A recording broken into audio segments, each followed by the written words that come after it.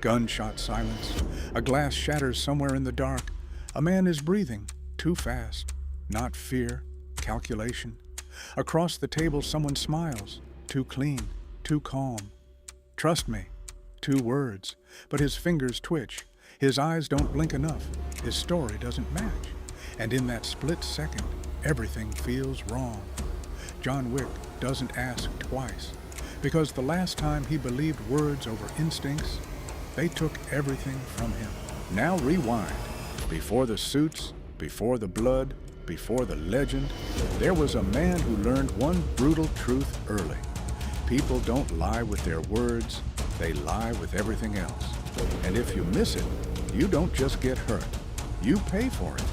The first giveaway isn't what they say, it's what their body refuses to say. In psychology, it's called incongruence, when verbal language and body language don't align. A person says, "I'm fine," but their shoulders collapse. They say, "I trust you," but their feet point toward the exit. They say, "I didn't do it," but their blink rate doubles. Wick doesn't need a lie detector. He watches micro movements because the body leaks truth under pressure. There's a reason tension fills the room before a single shot is fired. He's not listening to the words, he's reading the silence between them. And that's your first weapon. Don't listen harder, observe deeper, because truth rarely speaks first, it escapes. The third giveaway is timing, not what they say, but when they say it.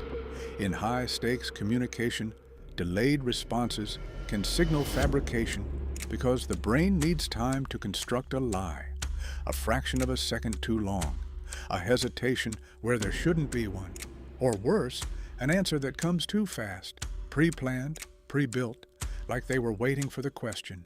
In combat psychology, reaction reveals truth. Wick survives because his responses are real, immediate, unfiltered. But liars either lag or rush. Both are mistakes. And in his world, mistakes are fatal.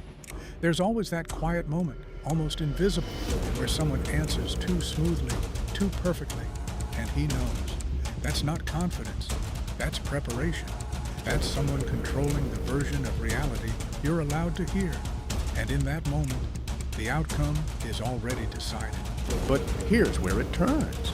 Because once you start seeing these signs, you don't just gain awareness, you lose innocence.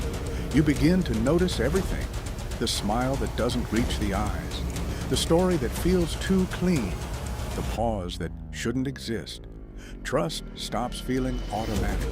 It becomes a battlefield, just like it did for him.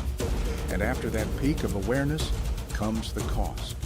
Because when you stop believing words, you start relying on instincts. And instincts are built from pain, from betrayal, from loss, from nights spent replaying conversations where the lie was always there. You just ignored it. John Wick, Chapter 2 and John Wick Chapter 3 don't just show action, they show evolution. Wick didn't become dangerous overnight. He became dangerous the moment he stopped giving people the benefit of the doubt. The moment he chose truth over comfort, even when it hurt, especially when it hurt. But this isn't about becoming cold. That's the mistake most people make. Cold people shut down. Aware people see clearly. You don't need to confront every lie. You don't need to expose every fake story. Sometimes the real power is in knowing and walking away anyway. Because the strongest person in the room isn't the loudest. It's the one who understands everything without needing to prove it. So the next time someone looks at you and says, "Trust me, don't rush, watch, listen, feel." Because lies are loud, but truth is subtle.